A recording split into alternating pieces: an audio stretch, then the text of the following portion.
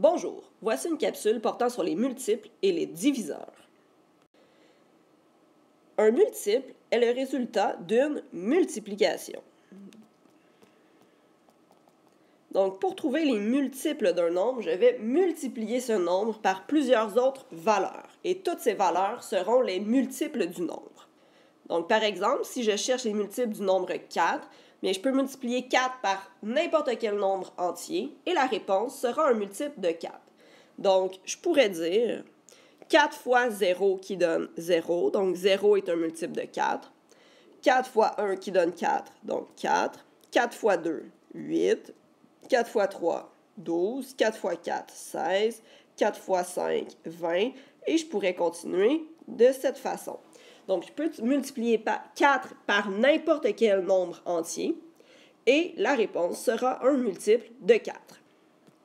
Donc, de la même façon, si je cherche les multiples de 7, bien, je vais multiplier 7 par 0, donc 7 fois 0, 0, par 1, 7, par 2, donne 14, par 3, 21, par 4, 28, par 5, 35, et je continue de cette façon jusqu'à l'infini. Donc, toutes les valeurs que je trouve en multipliant 7 par un entier sont des multiples de 7.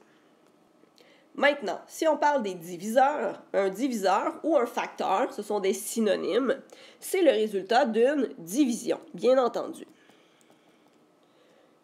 Donc, lorsque je cherche les facteurs ou les diviseurs de 12, bien, je cherche tous les nombres qui peuvent diviser 12 et dont la réponse sera un nombre entier.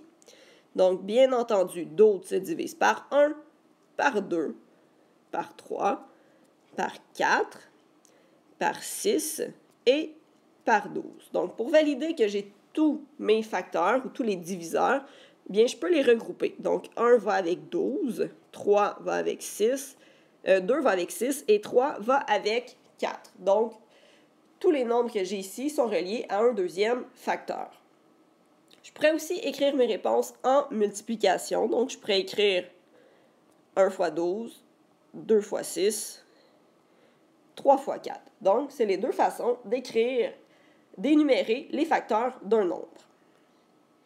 Maintenant, vous allez souvent voir le mot factorisation. La factorisation, ce que ça veut dire, bien, factoriser un nombre, c'est l'écrire sous la forme d'une multiplication de facteurs. Donc, bien entendu, on aura besoin d'au moins 2 facteurs, mais il pourrait y en avoir plusieurs.